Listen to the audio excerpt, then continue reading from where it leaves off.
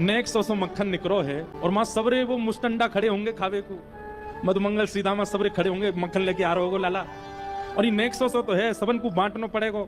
तो ठाकुर जी ने मन में विचार किया, एकांत कहीं देख के मैं ही पाई लाऊं याकू। तभी एक वृक्ष के नीचे ठाकुर जी बैठ गए और अपना स्वरूप भी नहीं बदला है, इतने इतने उत्सुक हैं पाने के लिए। किशोरी जी के हाथ का स्पर्श है, किशोरी जी के श्रम से प्रकट हुआ है, ये तो मुंह को पानो मेरे का जो प्रसाद है। और एक वृक्ष के नीचे बैठ करके जैसे ही मक्खन ठाकुर जी ने अधरसों लगायो और मक्खनन को तो स्वाद आवे, लेकिन किशोरी जी के हाथ से निकसो मक्खन जैसे ही ठाकुर जी के अधर पर गयो, अधर पर जाते ही ठाकुर जी तो बेसुध होकर मूर्छित होकर गिर पड़े वहीं पर। आहा, ऐसा स्वाद आ रहा है, ऐसा रस आ रहा है, किशोरी जी के हाथ से निकलो है।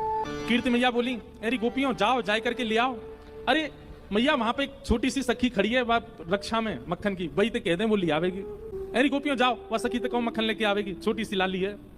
माँ गए तो ना तो लाली है ना मक्खन है, सब चलो गो। अरे महाराज दौड़ी दौड़ी आई, अरे मैया काबे हो, बोले मक्खन तो मां मिलो ही नहीं है, और वो सखी भी ना है, वो गोपी ना है छोटी सी, कहां चली गई। इतने में ललता विशाखा आदि सब छोटी छोटी आ गई।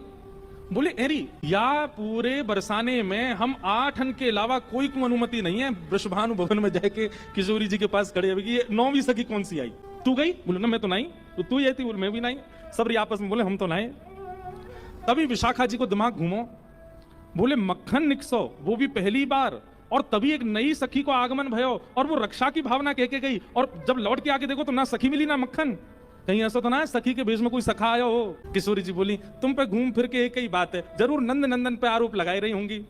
विशाखा बोली और कोई है ही ना सके, श्री जी तुम शर्त लगाए लो, हम तो वही आया हो, वही लेके गए। किशोरी जी बोली ना वो ऐसे ना है। सबरी सखी बोली तो चलो फिर नंद भवन चले, नंदगाम चले, जाके न पतो करके हमें कछु तो सुराग मिलेंगे, कछु तो सबूत मिलेंगे मक्खन के। सब सखियां जा रही है नंद भवन। क्यों? नंद भवन तो बहुत दूर है, बीच मार्ग में ही देखो एक वृक्ष के नीचे बेसुध पड़े हैं ठाकुर जी।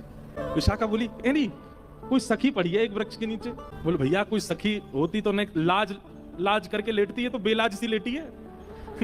पास जाए करके जैसे ही देखो मुंह पे पूरे पे मक्खन लगो है, और ठाकुर जी चटकारे ले करके प्रेम से पा रहे हैं। किशोरी जी ने जैसे ही देखो, बोले देखो तुम्हें मेरी सौगंध है, ये तो मेरे मन की पूरी भई है। आज मैं जब से मक्खन निकाल रही तब से मेरे मन में आ रहा हो कि मक्खन को सबसे बड़ा प्रेमी तो श्री कृष्ण है, वो आकर के मेरा मक्खन ग्रहण कर ले जाए।